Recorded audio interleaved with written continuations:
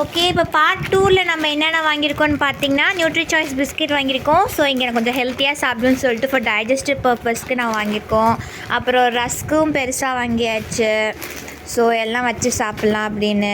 அப்புறம் சாக்லேட்ஸ் வாங்கினியாம்மா? வாங்கியாச்சு. வா, சமல் சாக்லேட்ஸ் நான் சாப்பிட்டதில்ல. சரி, ட்ரை பண்ணி பார்ப்போம் இது நல்லா இருக்கா இல்லையா அப்படின்னு. அப்புறம் ஓகே, ஆயில் தான் வாங்குவோம். என்ன ஆயில்? Rice brand ஆயிலா? சரி, ஓகே. வெந்தயம், மஞ்சத்தூள்,